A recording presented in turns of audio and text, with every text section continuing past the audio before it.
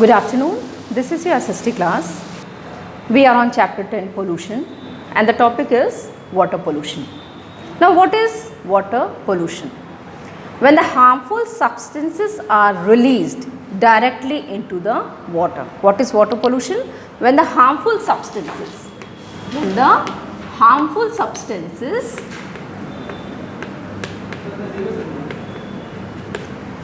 are directly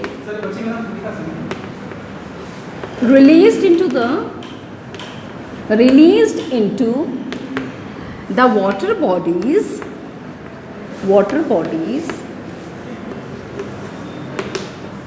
is called water pollution. Okay, now what are the harmful substances? Number one, the chemical wastes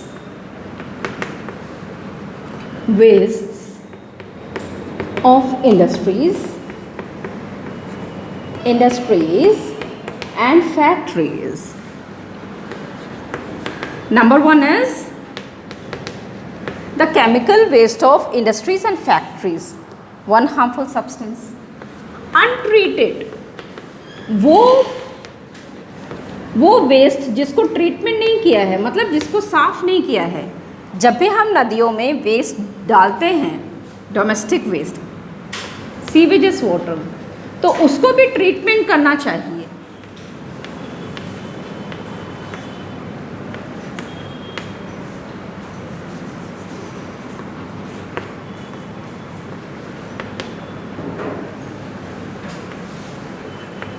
okay, now number 3, oil spills.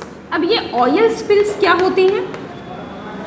कभी कभी क्या होता है, समुद्र में जब लोडिंग जाती है और वो लोडिंग में किसी वजह से लीकेज हो जाता है और इसकी वजह से जो ऑयल है पूरा पानी के ऊपर तैरने लगता है. ठीक है, तो ये भी एक पोल्यूशन का कारण है जिसकी वजह से जो ओशंस के मैरिन एनिमल्स और प्लांट्स हैं उनको बुरा असर पड़ता है और उनकी डेथ भी हो जाती है. So oil spills means flowing of oil. ठीक है. Number 4, acid rain. Acid rain, as we have learned in air pollution, that when the harmful gases are added into the air, then after the rain, these harmful gases are coming on the ground or into the water. Again they are polluting the water, soil, building and the forest. So this kind of rain is also creating a problem and it is also creating the pollution. और जिसकी वजह से क्या होता है कि water के जितने भी मैरिन एनिमल्स हैं उनकी भी डेथ हो जाती है या फिर उस पर बुरा असर पड़ता है. ठीक है, तो हमें क्या करना चाहिए? हमें क्या करना चाहिए? इन्हीं सब चीज़ों से बचना चाहिए. ठीक है, हमें क्या करना चाहिए? सभी इंडस्ट्रीज़ को अपना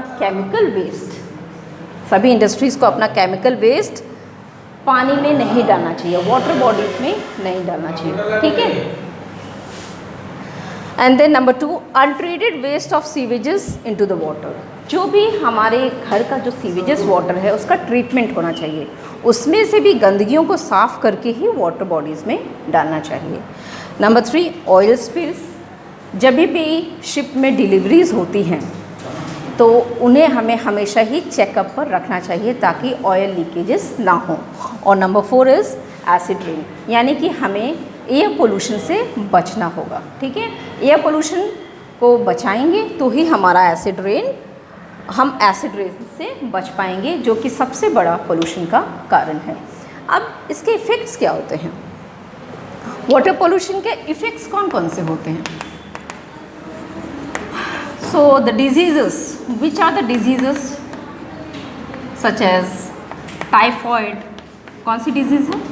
टाइफॉइड है. ठीक है, जॉइंडिस, कॉलरा. तो ये सभी जितने भी स्टमक डिजीज़ेस हैं ये किससे हो रहे हैं?